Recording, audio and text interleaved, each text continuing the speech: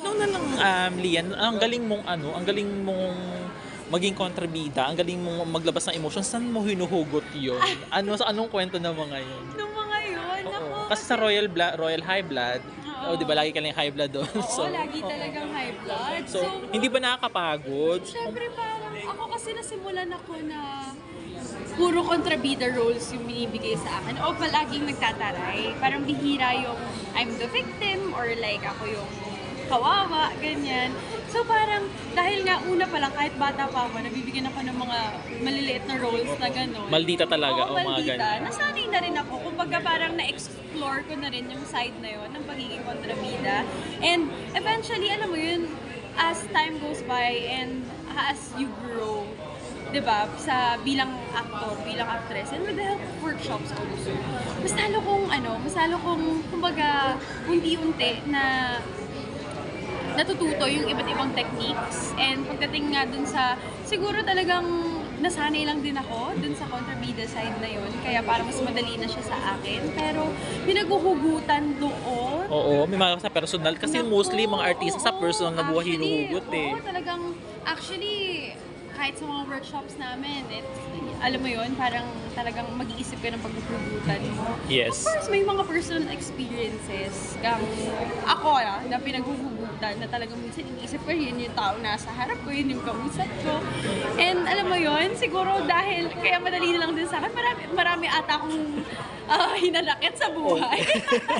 Na iba't ibang tao ginagamit ko. Oo. Pero, ayun, siguro, na-enjoy ko lang din talaga yung mga ganung At klase. itong role mo dito sa Laras, medyo iba. Umiba na siya. So, Oo, actually, hindi naman talaga siya maldita dito. oo. Very kalog lang So, talaga paano mo siya. nilaro yung role mo? Kasi medyo kakaiba sa previous roles mo in the past. Alam mo ako very sobrang sinuso ko yung mag-explore talaga ng iba't ibang characters and iba't ibang roles. Alam mo yun, nililista. Hindi ka ba nahirapan dito? Actually, mahirap eh. Medyo. Dahil kumbaga parang panibagong tao Oo, na naman yes. ipapakita mo sa mga tao. And me, the way I process my work or the way I prepare, talagang ginagawa ko ng sariling mundo. Kasi syempre fictional character to eh.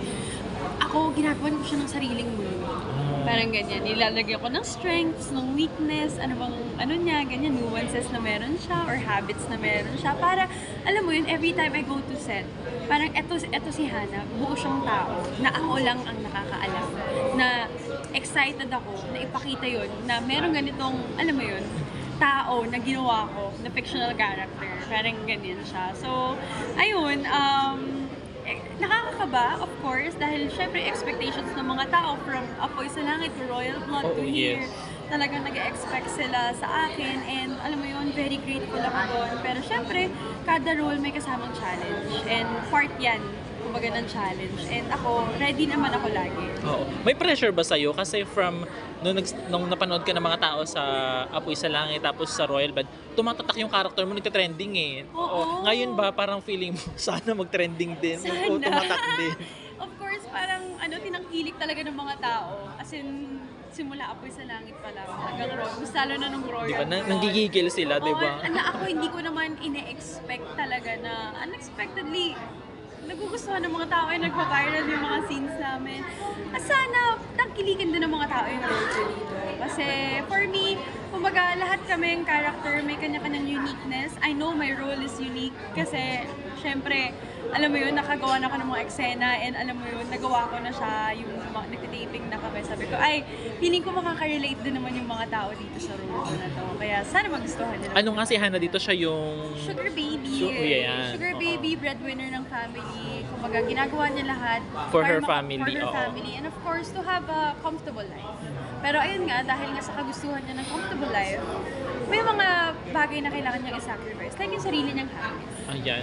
So, ramdam mo ba na medyo favorite ka? Kasi, kung iisipin mo, kakatapos na ng prime time mo, Yun prime nga time na eh. naman. Siguro blessing lang din Oo. talaga. Hindi lahat ng artista nabibigyan ng Yun ganyan nga, chance. Kaya nga ako very grateful ako with GMA, with Sparkle, and of course with Regal. With Regal, sa yes. pag bigay nila sa akin ng opportunity na to. Kasi ngayon nga, ang daming artista ngayon, pero ako yung napili nila for this role. So it's really a privilege and I'm very, very grateful. Talagang blessing na lang talaga ni Lord to.